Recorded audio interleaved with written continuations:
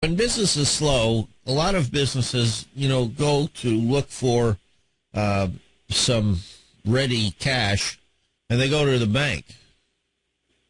And with this new financial regulation, are you concerned, or the new financial bill and all the regulations, the banks are hesitant to lend? Are you concerned about that even adding to the burden of our local business people and our local bankers? Of course. The local bankers can't lend out there because the regulators are breathing down their necks, and they're saying you cannot lend past a certain percentage of deposit that you have in your bank. Doesn't matter how good the loan is, you can't mess up that ratio out there. And it's like, look, we need to allow the ratios to be raised a little bit. They've got cash. I mean, it's in their banks, but they're required to keep it in there. Because the regulators say you can't go above a certain percentage in lending. So even if you had the best credit in the world, some of these banks are going to tell folks, I'm sorry, we just can't lend. And, that you've got small businesses that are desperately trying to hang on. They need a little bit of cash to get them through the next year. Exactly. They're good. They're credit worthy. They've got the assets, to be able to back it up, but the bank says, no, I'm sorry, we just can't do it. Then our hands are tied. Well, and the appraisers go out there, and they're scared to death that they're going to get hung out to dry because they're I've heard stories of people that are taking comparables and appraisals out there in neighborhoods, and they're not taking the most recent comparables that would make an appraisal work on houses. It's killing new home sales. This whole cycle out there. And really, the majority party, if there's a place for them to be involved in this process, have done nothing to help it. They've only done things to exacerbate it. Well, so you got, we sit here with probably the biggest thing that people will be watching today is going to be Charlie Rangel, the very guy who was in charge until just a few months ago of writing the tax policy in this country. Now he's trying, from what I understand, desperately to cut a deal up here to keep from having... Well, that's a shock. You mean they're going to cut some deal behind closed doors to let him off the hook? Well, this is what the Speaker promised. The most transparent Congress in history, one that there's no corruption in at all, and she stood behind this guy all the way to the bitter end. And now they're going to let him, quote, cut a deal to prevent a public display of all of the things that he has been charged with. Why? Because they're running into the midterm elections, and they know that it's going to kill him politically in this process. I know Charlie Rangel. I know he wants to fight it as hard as he can. I don't know if he'll withstand the pressure today and continue forward and go into the public trial tomorrow. But, the last time we did this was when we expelled Traficant from the Congress in 2002. Well, and I don't think Traficant was guilty of nearly the litany of sins that Mr. Rangel has managed to rack up. Well, there should be no deal cut, especially a deal cut to allow him to stay in Congress. One of the things...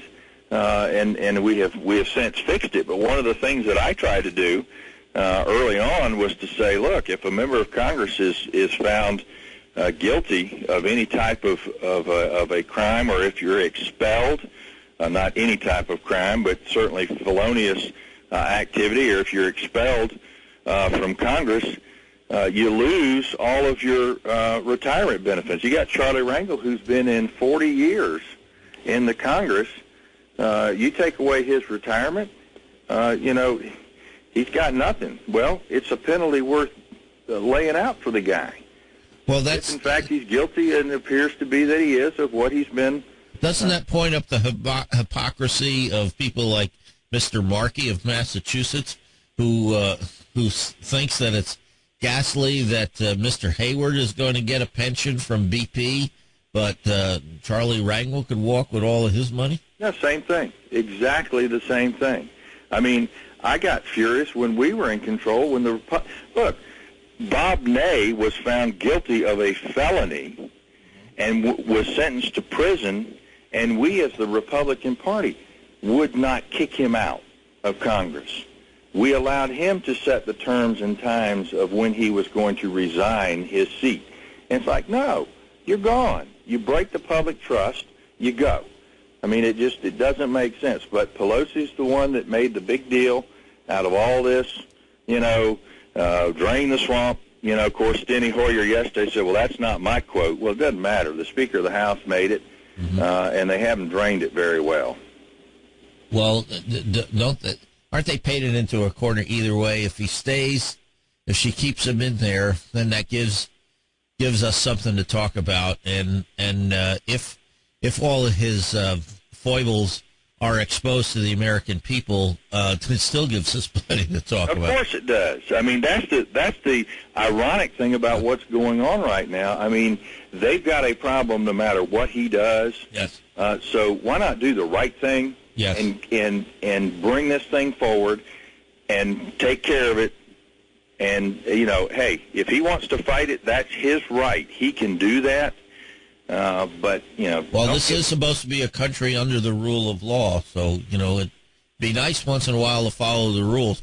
I want to get on to, before you have to go, I know you may have to run off, but the situation. Have you heard of this, the situation down in El Paso, Texas, where someone standing over in Juarez, Mexico, shot an AK-47 and the bullets hit the city hall in downtown El Paso? Yes, I did. And the media, but have you seen any media coverage in Washington? Not a blip. I haven't seen a piece of it anywhere. Of course, what coverage I have seen of something like this in the past it's been celebratory. This was not. This is going to become an issue down along the border again, where we're talking about national security. And if people don't start paying attention, everything that's going on south of the border is going to come across the border into the United States, not just in bits and pieces like we've unfortunately had. It's going to erupt and come over there, and they're going, the president better be paying attention to what's going on the south side. One blogger very adeptly pointed out that back in 1919, when Pancho Villa's boys were hooping it up over in Juarez and snipers were firing in across the border into the United States, President Wilson, he of the League of Nations, and can't we all get along, sent the troops in there to clean out and deal with Pancho Villa, and eventually 100,000 soldiers were down there chasing him around in Mexico. Well, you can't allow any incidents like this to occur. It has to be stopped. They have to understand it's not acceptable, but you're not going to get it out of this administration. That shows you the incompetence and the refusal to acknowledge reality. Well, Janet Napolitano has everything under control, I'm sure. I suspect you're saying that with your tongue firmly implanted in your cheek. Absolutely. I mean, what else is... did her face disappear real fast from the front? I don't know. Is she still alive, or has she been kidnapped and hauled off to someplace in Mexico? I don't know where she is. I mean, that's the amazing thing. I mean, she was all over the TV at the beginning of the Gulf oil spill, and all of a sudden, she disappears. You can't find her. She's down there camping in the swamp with Janet Reno. There is no telling where she's gone off to. What else is going on in Washington that we should be concerned about? I think the big thing politically that everybody's watching is wrangle. Before we leave for the August recess, they're trying to push a couple of the appropriation bills, which are the two that we've been able to do, which is the VA and then the military construction bills from an appropriation standpoint. The rest of them, you're not going to see them. We're going to see an omnibus bill at the end of the legislative process.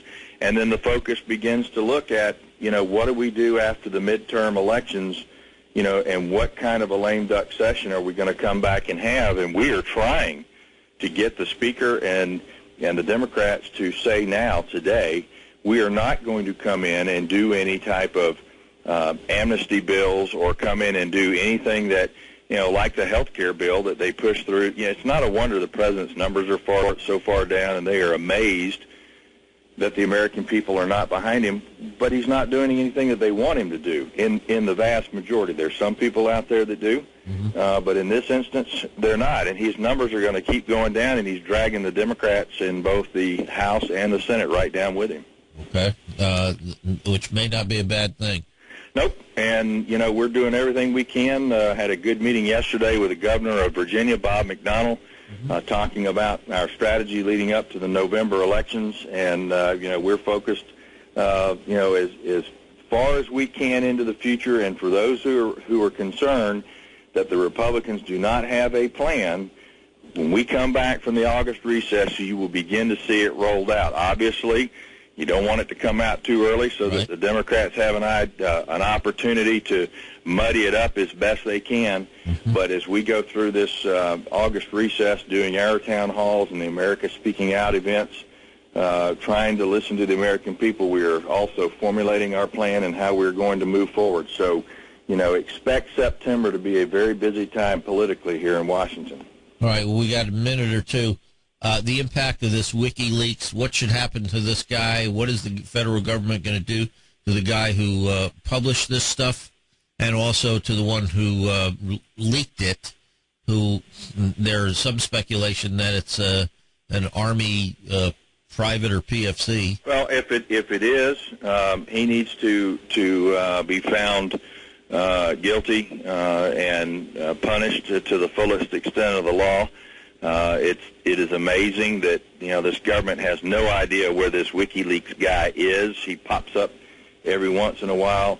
They still don't know. I don't care what they say on TV. They don't know how damaging the leak is at this point, because there's no way that they've been able to sort through the 90,000 documents to be able to tell whether or not we've been harmed. Most of what has been seen so far appears to be stuff that was already open source. Most people understood a lot of it, but there's some things out there that they're still not sure of, and they're trying to keep a good face on it as best they can. But I'm telling you, we don't need people leaking documents of this significance on any operation out there. This guy says it's because he thinks everybody has the right to know. Well, look, the good guys may have a right to know a lot of things, but the bad guys have no right to know anything. All right.